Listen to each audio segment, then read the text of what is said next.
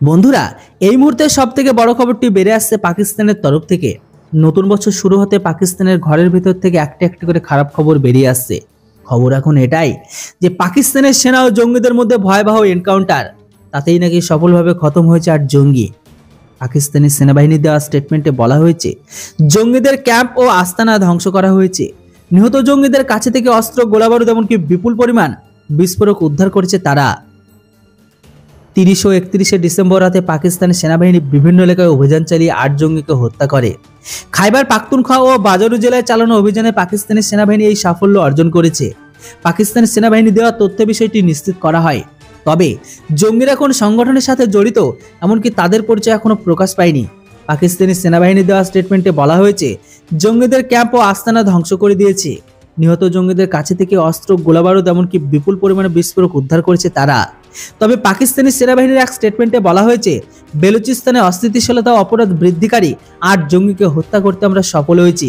বেলুচিস্তানের শান্তি ও স্থিতিশীলতার জন্য পাকিস্তান সরকারের স্বপ্নের সঙ্গে সঙ্গে ধাপে ধাপে এগোচ্ছে সেনাবাহিনীও। পাকিস্তানের ঐক্য ও শান্তির জন্য এটা জরুরি।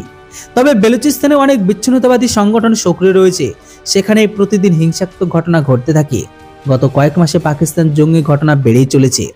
পাকিস্তানের অর্থনৈতিক অবস্থা ক্রমশ খারাপ। গত কয়েক মাস ধরে জঙ্গি হামলা ঘটছে ধারাবাহিকভাবে। খাইবার পাখতুনখোয়া এমনকি বেলুচিস্তানে পুলিশ ও নিরাপত্তা বাহিনীর সাথে সংঘর্ষে বেশ কয়েকটি ঘটনা ঘটেও গেছে। ডিসেম্বরের শেষ সপ্তাহে খাইবার পাখতুনখোয়া উত্তরে ওয়াজিরিস্তান জেলার মির আলী এলাকায় অভিযানের সময় 5 জঙ্গি নিহত হয়। ডিসেম্বরের একই দিনে দুটি পৃথক ঘটনায় 25 জন সেনা নিহত হয়েছে।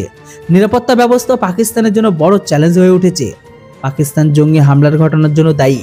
পাকিস্তানের সেনাবাহিনীর জঙ্গি ঘটনার জন্য আফগানিস্তান ও তার অসংগঠিত ব্যর্থতার জন্য দায়ী করেছে। পাক সেনা তার স্টেটমেন্টে এটাও বলেছে যে আমরা ইতিমধ্যে আফগানিস্তানের অন্তর্বর্তী সরকার ও তার সীমান্ত এলাকার কাছে যে সমস্ত কার্যকলাপগুলো ঘটেছে তার নিয়ন্ত্রণের জন্য অনুরোধ করছি। আমরা আবারও আফগান অন্তর্বর্তী সরকারকে বলতে চাই আমাদের বিরুদ্ধে জঙ্গি কর্মকাণ্ডের জন্য তার জমি ব্যবহার করতে না দিতে। ভবিষ্যতে আমরাও এই বিষয়ে কঠোর ব্যবস্থা নেব। দেখুন বন্ধুরা, যারা আজ উৎপত্তি করছে তাদেরকে যখন তারা ঠোকাই করতে শুরু করছে তখনই তাদের মনে পড়ছে যে বিপদ আমাদের মাথার উপরে চলে এসেছে।